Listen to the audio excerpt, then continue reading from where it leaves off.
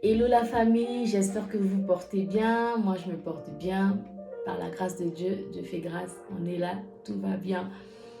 Alors, je ne sais pas comment le dire aujourd'hui, mais je ne sais pas s'il faut que je dise j'ai l'immense plaisir ou j'ai le regret de te dire ou de t'informer qu'il y a des combats, qu'il y a des luttes, qu'il y a des batailles que tu dois mener tout seul ou toute seule. Oui, oui, oui, oui, oui. Il y a des combats, il y a des batailles que tu dois mener tout seul ou toute seule.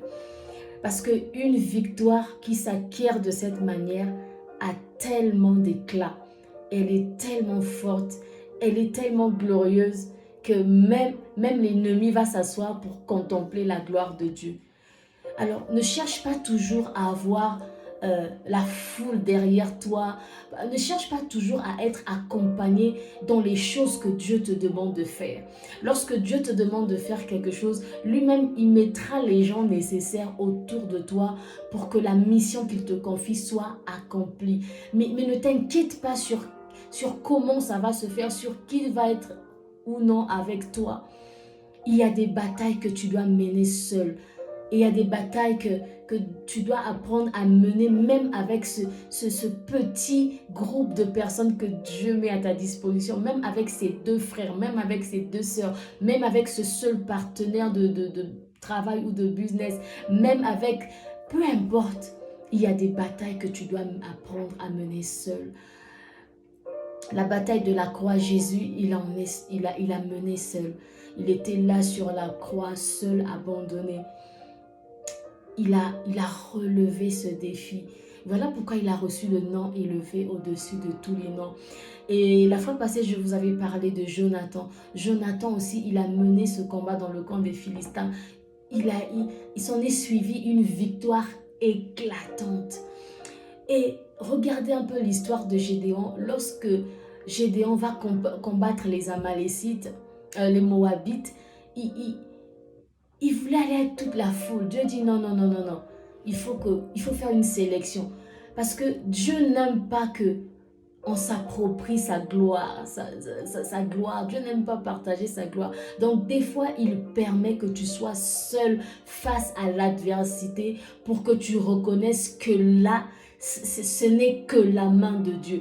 Parce que des fois, quand on est tellement accompagné, il y a tellement de gens qui font des choses. Ça peut être une grâce. Je ne dis pas que c'est pas bien. Oui, ça peut être une grâce. Mais il y a des saisons où Dieu nous veut seuls dans la bataille. Parce que Dieu ne veut pas partager sa gloire avec les hommes. Il ne veut pas que les hommes disent oui, si ça a réussi, si ça a marché. C'est parce que un tel a fait ceci, c'est parce qu'un tel a donné cela. Des fois, Dieu veut que nous soyons seuls pour que nous lui rendons à lui et à lui seul la gloire. Des fois, quand il y a trop on va dire, de personnes qui apportent, ça met une petite confusion dans notre esprit. Ça brouille notre esprit sur le fait que c'était là la main de Dieu. Alors peut-être que tu es un entrepreneur, peut-être que tu es dans le ministère, peu importe le genre de ministère, tu as l'impression aujourd'hui d'être seul. Mais j'aimerais te dire que c'est peut-être une saison où Dieu te veut seul, où Dieu veut que tu puisses mener cette bataille tout seul. Et que toute la gloire soit rendue à lui et à lui seul.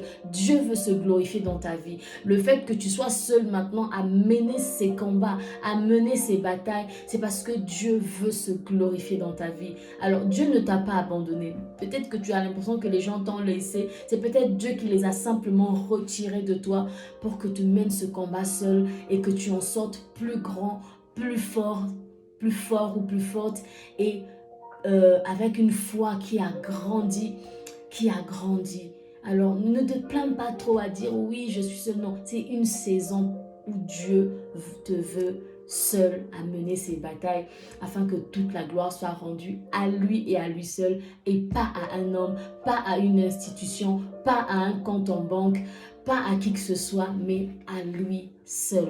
Alors fortifie-toi et prends courage. N'oublie pas, Dieu est avec toi. Et lorsqu'il est avec toi, s'il marche avec toi, si lui-même est dans l'affaire, tout ce que tu entreprends va réussir avec ou sans le concours de la main humaine. S'il y a la main divine sur toi, sois-en sûr que la victoire est de ton côté. Demeure béni. Shalom.